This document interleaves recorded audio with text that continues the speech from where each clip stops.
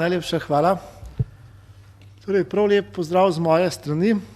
Povabljen sem bil in sem z veseljem se odzval, da spregovorimo skupaj, drugega poslušamo o vprašanju, ki je povezano z civilnim delovanjem, civilnim združevanjem in našo slovensko, stanjem naše slovenske družbe, zlasti tem vprašanjem odnosa med civilnimi akterji in tistimi, ki odločajo na različnih ravneh družbe.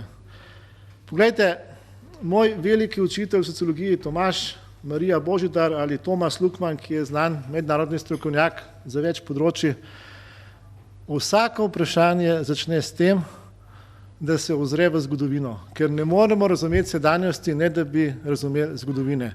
Tudi jaz sem nekaj tega skušal, torej sedanjost, zgodovina, prihodnost.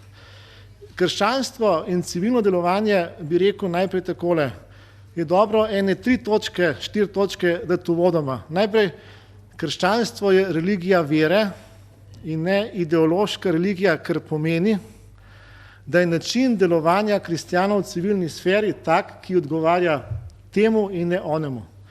To seveda je velik izziv, ampak pomeni zelo pomemben način, kako delovati, ne samo kaj, ampak tudi kako. S krščanstvom bi omenil 3 tipe, ki so zelo pomembni, da jih razumemo. Pravite, v Latinski Ameriki nedavno, desetletja nazaj, so bile ženske dejavno ločene iz javnega življenja. Ko so oblikovali temeljne skupine, bazične skupine in so mnoge žene bile v župnijski ravni, voditeljice teh skupin, so se s tem usposobile, da so tudi zelo kmalu prevzele vodenje določenih stvari v javnosti, v lokalni upravi in tako naprej. Torej, združevanje človeku omogoči določene kvalitete, določene zmožnosti vodenja in to se je zgodilo v nekaterih delih držav sveta zelo močno. Tudi pri nas bi to bil pomemben prispevek. Druga stvar je seveda izrecno krščanska združenja, gibanja in tako naprej. Bom pokazal, kakšno je tukaj stanje. In tretja stvar je tam, kjer se skupaj deluje. Papež Frančišek je zadnjo veliko encikliko Laudato Si posvetil vsem ljudem. In to je potem, struktura te enciklike zanimiva, nekaj je govora o vsem ljudem, potem pa znotraj tega, kaj je specifika krščanstva. Kje se je to zgodilo? To ni neka, kako bi rekel, ideja. Namreč na Filipinih, v Poljski, Južnoafriški republiki, zlasti v ZDA, vse te velike spremembe, ki so bile generirane s pomočjo civilne družbe, kjer so kristjani in nekristjani skupaj stopili. Slovenska civilna sfera je pa mičken specifična.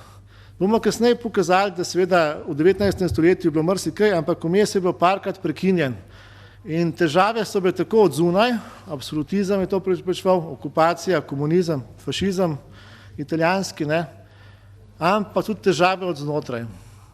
Nekatere stvari, če govorimo prav s krščanstvom povezani civilni sferi delovanja, civilnega delovanja, je večji notranji problem kot zunanji. Bomo pa pokazali ta vprašanje, ki ga je Gosar dobro naslovil. 4. točka je seveda izjemno pomembno za reflektirati sedanjost in preteklost, ker kristjani ne razumejo vsi enako in to je normalno. Odnos med civilnim delovanjem in politiko države oziroma civilnim delovanjem in politiko političnih strank. Torej, kaj je družbena vloga civilnega delovanja? 15-20 let nazaj, moj znanec, prijatelj, politik, tiste stranke, kjer je on bil, vemo v kateri skupini, ni pomembno točno, katera je, se je bavil civilnega delovanja. Češ, demokracija, to vodijo stranke, civilno delovanje pa, torej ta distanca. Zakaj? Ker je zelo znano in tudi v zgodovini cerkve in zgodovini človeštva zahodne družbe poznamo, je en model, da se vrh cerkve in vrh države ali elita civilne družbe, elita države med seboj dogovarjajo. In ta model je v Sloveniji po letu 90 kar nekaj časa se zdel, da je v cerkvi poglaviten model, vrh cerkve, vrh države. Drug model je pa prek civilnega delovanja in vplivanja. In menim, da smo tukaj kristjani gotovo izgubili vsaj 10 let, če ne več, ker smo zakasnili. Izziv sodobnosti je pa verjetno ta, da katerakoli vprašanje, ki je treba nasloviti skupaj z drugimi. Z drugimi so zelo različni drugi, ampak predvsem ljudje dobre volje, ne glede na to, ali so kristjani ali ne. Kot sociolog se rad naslovim nekaj podatkov, torej nekaj podatkov empiričnih. Evropska raziskava vrednot, ki sem jo raziskoval pred leti, res da ni zadnja, ampak 10 let nazaj, kaže, da v Evropi civilno delovanje, če ga merimo za članstvom in prostovoljnim delom v prostovoljnih organizacijah, je zelo različno. Ne. Ni Evropa homogena. Predvsem dve stvari bi poudaril. Med demokratičnim zahodom, to je druga kolona, in nekdanjim komunističnim vzhodom je seveda kar pomembna razlika pri mnogih stvareh, razen pri sindikatih. Če pogledate mičko naprej, to je pa 5 kulturno-religioznih regij Evrope, kjer mi spadamo med komunistično nekdanjo srednjo Evropo, ki je večinoma katoliška, pa sami vidite v predzadnji koloni, tam zadaj, kakšno je stanje leta 2000 bilo in vidite dve stvari. Z religijo povezane civilne organizacije v Sloveniji primerjalno z romanskim zahodom, ki je ena kolona prej, sploh niso tako slabo razvite. Oboje je okrog 8-9% in tudi prostovoljnega dela okrog 5-6%. Pač pa je srednja Evropa in romanska Evropa mnogo manj civilno organizirana, kot je germanski zahod, zlasti pa protestantski sever. To so tipične razlike v Evropi, ki jih je treba upoštevati. Bolj kot ne povsod so verske cerkvene organizacije na 3., 4. mestu, to je po raziskavi Evropska raziskava vrednot, po Evropski družboslovni raziskavi, ki je vprašanje mičkeno drugačno, je pa nekaj podobnega. Vidite, da spet religiozne cerkvene organizacije kot civilne s cerkvijo povezane organizacije so na 3. mestu. Zdaj, zakaj je tako močno? Ko so pred 2 desetletji začeli socialnim kapitalom kot pomembno stvarnostjo družbenega razvoja in danes Svetovna banka ima to kot ene ključnih stvari razvoja, je Putnam ugotovil, da več kot polovica v Ameriki obstoječega socialnega kapitala je izrecno povezana z verskimi skupnostmi, z sinagogami, z mošejami, tudi ne samo s cerkvami. Torej, to je generator družbenega življenja. In še pomembna stvar, se mi zdi, da je dobro videti časovni lok, torej raziskave 92, 99, 2008 za Slovenijo.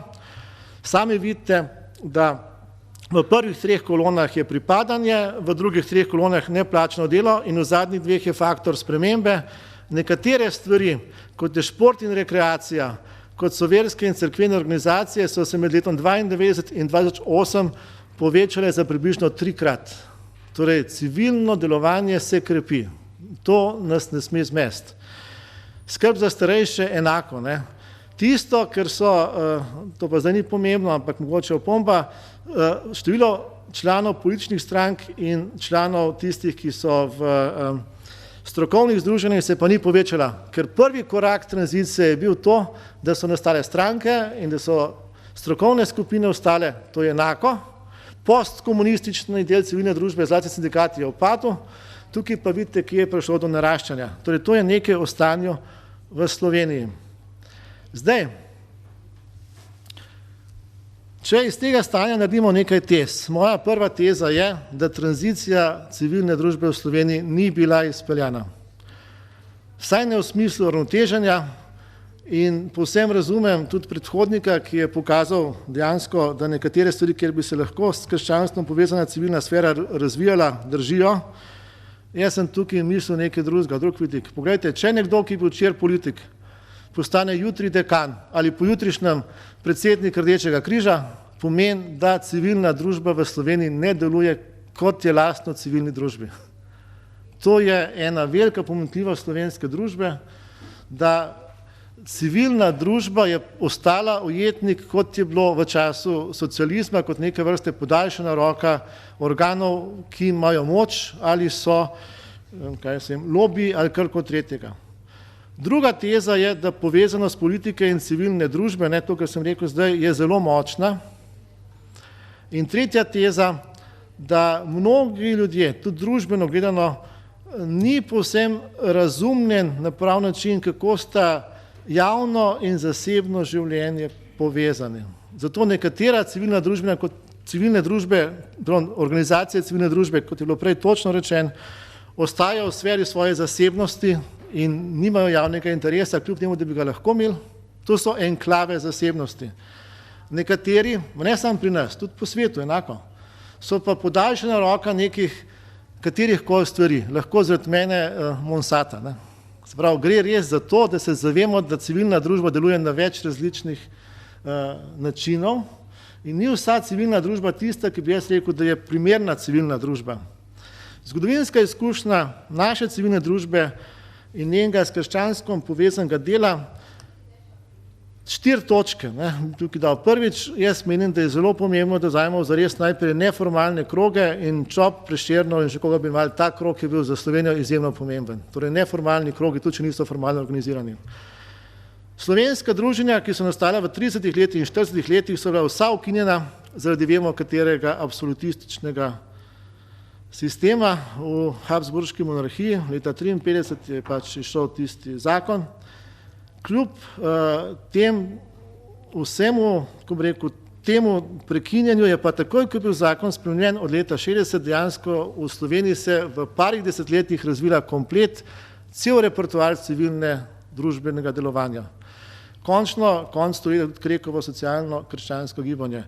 In to je bilo normalno stanje evropske civilne družbe. Diktatura, nacizem, fašizem, komunizem so seveda svoje naredili. Ne? In samo en podatek, za celjsko regijo imam podatke, ker to so Celjski zgodovinski muzej izbral, ne?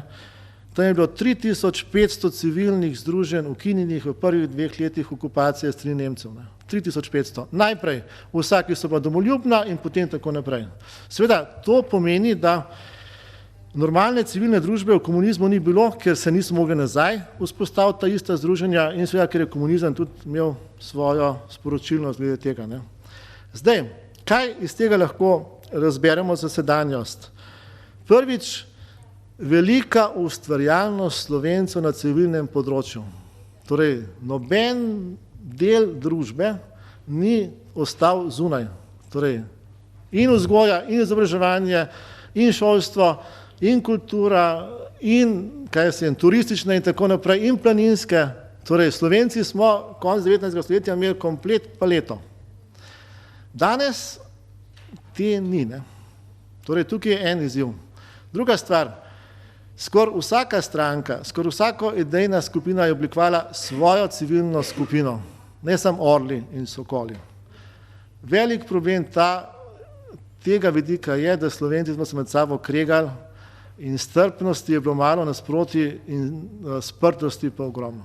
Torej, slovenska civilna družba je bila razvita, ampak je bila tudi mičkem problematična, tudi nasproti. In ta nasprotja niso bila samo, klerikalci, pa liberalci, pa ta nasprotja so bila tudi znotraj s krščanstvom povezane. Sam pomislite na mladce in stražarje. Jaz sem bral, po vojni, ker je bilo vse jasno, so se med sabo ves čas kregali.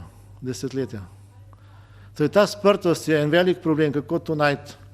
In samo nekatere skupine so delovali za skupno dobro, mnoge skupine so pa skušali uveljavljati svoj delni interes. Ne. So neke skupine pritiska, ki imajo čisto adekvatno mesto v družbi, ampak jih ne smemo čisto enačiti. Vprašanje, ki je zadaj, je seveda vprašanje voditelj člani in voditelji med seboj. To se je zelo jasno pokazalo, da tukaj je treba še biti pozoren in vprašanje, ki po moje je temeljno vprašanje, ali poenotenje ali edinost v različnosti. Zgodovinska izkušnja, kadarkoli je to hotel, iz vrhov poenotenje je bilo katastrofa. Torej ne poenotenje, ampak edinost v različnosti. Gosar, leta 1937, tukaj ga imate na sliki v Bohinjskih tednih, je želel spraviti skupaj krščanske skupine. Rezultat tistega tedna je bil ravno nasprotje. Torej, ni samoumevno, da kristjani, ki se za podobne stvari zauzemajo, znajo delovati v edinosti, ki je v različnosti. Ampak nekateri kristjani bi delovali, jaz temu rečem, ideološko, samo na en način. Zdaj, kakšno civilno družbo želimo? Dva slajda imam, želim biti kratek, mislim, da je zelo pomembno, da se zajemo ne samo civilna družba, da ali ne, odgovor je jasen, da. Ampak kakšno? In tukaj je nekaj, 3 točke, ki mislim, da vsaj malo odpirajo. Prvič, obstaja dobra in slaba civilna družba. Ku Klux Klan je zagotovo civilna družba, ni treba več dodati, ker vsi poznate. Taborniki iz Hitlerjugenda, če jih lahko tako imenujem, so prišli in poslikali tekom svojih taborov komplet obalo ob Dravi navzdol in so pripravljali prostor drugemu delu iste nemške družbe. Ne. To je civilna družba, ki podaljšana roka nekih velikih moči, strank, lobijev, kogarkoli. Zato je zelo primeren kriterij. Se mi zdi najboljši kriterij, kako prepoznati, ali civilna družba je, če temu rečemo, res za družbeno skupno dobro, so intermediarne institucije v tem pravilnem smislu, v tem pristnem smislu, kot sta Berger, Luckmann in še pa drugih razvijala, in te 4 kriteriji so zanimivi. Prvič, strukturno, da je med državljanom in državo, kar je samoumevno, civilna družba je tukaj vmes. Drugič, da deluje funkcijsko v obe smeri, to pa ni več samoumevno. Ko smo mi raziskovali razvoj lokalne demokracije in evropskih vplivnih civilnih družb, je bilo popolnoma jasno. Združenja civilnih družb, nekatera v evropskih, ki so teh lobiji v Bruslu, delujejo samo iz svoje strani do Evrope, ne pa iz Evrope navzdol. To ni pristna intermediarna institucija. Vsak, ki želi biti v pristni intermediarni instituciji, recimo v šoli, deluje šola do otrok učencev in od učencev staršev do šole. Obe smeri. In enako tudi kje druge. Ne? Zdaj, potem pride do medsebojnega vplejevanja, sicer je pa samo pritisk, ker je seveda zelo pomemben vidik, ne? Ampak moramo paziti, ni isti vidik. Naslednja točka je zato, da gre res za samo organizirano združevanje državljanov in ne za podaljšane roke cerkve, lobijev, političnih strank. Ko nekdo rabi civilno družbo za svoj interes in je ta nekdo neka makroinstitucija, to ne more postati pristna civilna družba. Drugo pa je, ko je nekdo kot nek katalizator, spodbujevalc, zakaj? Ker ljudje se ne znajo organizirati in omogoči, potem pa prepusti. In država bi morala imeti vlogo tistega, ki to spodbuja, ne pa tistega, ki regulira. Ne? V tem smislu. Ne? Makroorganizacije so zelo pomembne, ampak ne tisti, ki imajo roko čez, ampak tisti, ki pomagajo, da to je subsidiarnost, ne? Da pride do samoorganiziranja. In 4. vidik, etični vidik, glejte, nekatere civilne organizacije, kot sem prej omenil, niso primerno civilne, ker osnova civilne družbe je seveda pluralizem. In če so civilne organizacije take, da želijo družbo narediti homogeno, je zadeva zelo težavna. Drug vidik je pa seveda te osnovne, temeljne etične zadeve, ki so družbeno sprejemljive. To ni uveljavljanje svojih etičnih pogledov, ki so specifične, pa te osnovne stvari, ki so več kot samo funkcionalna demokracija, ampak so nekaj tega, kar je temelj identitete. Temelj identitete je gotov jezik, je gotov pravna država, je gotov ureditev, ki omogoča narodu preživeti napram drugim narodom. Krščanstvo lahko temu doda marsikaj, te 4 elemente družbenega nauka bi spustil, in samo še tole, kako poživiti sodobno stanje. Jaz najprej mislim, da bi bilo dobro, da se okrepi bližina ljudem in da se dela na odzivnosti, ne samo na odgovornosti, na odzivnosti. To, kar je že bilo danes za to stolico rečeno, nekatera področja za kristjane lastna niso pokrita. To treba zelo zres vzeti. Zlasti revni, prednostna odločitev za Boga je odločitev cerkve in zlasti tisti, ki so deprivilegirani. To je ena stvar. Druga stvar je pa pomanjkljiva je, oziroma je zelo malo sinergija. Vsak dela zase, sinergija je pa šibka. Torej tukaj so zdaj stvari, ki so verjetno zagraditi srednjeročno, ne samo danes do jutri, in dolgoročno. Jaz bi dal prioriteto, da so tudi s krščanstvom povezana civilna združenja, kot vsa druga, glas tistih, ki nimajo glasu. Kdo nima glasu, sami vemo. Torej glas tistih, ki so dejanske manjšine, ne tiste manjšine, ki imajo svoj glas, tiste ne rabijo pomoči, imajo že svoj glas, mnoge pa nimajo svojega glasu.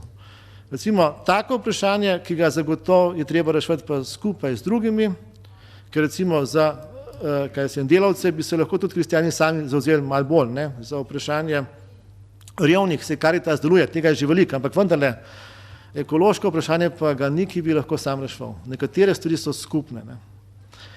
Torej, zaključil pa zelo preprosto, krščanstvo po moje niti levo, niti desno, niti ne konzervativno, liberalno ali socialdemokratsko, ne, ker kristjane boste povsod najdeli. Ne. Vprašanje je za kristjane bolj to, kako v različnosti, ki jih tukaj tudi napisano smel, najti tisto skupno jedro, skupno, to je res nekaj temeljnih vrednot, ki jih je malo po številu, so pa pomembne, da bi pomagali, da družba ohranja in razvija identiteto. In tega ne more država brez civilne družbe in tega ne more niti cerkev brez civilne družbe. Tukaj so pa tisti elementi, ki so komplementarni, dopolnjujoči in jaz upam, da počasi bo tudi v Sloveniji zaživela ustvarjalnost, ne, da se bo pokrilo tisto, kar ni, tisto, kar živi, da se poživi, predvsem pa, da se spodbuja sinergetično delovanje, ne, skupaj z vsemi ljudmi dobre volje, ne samo s kristjani, ampak včasih tudi med kristjani je včasih težava. Ne. Hvala.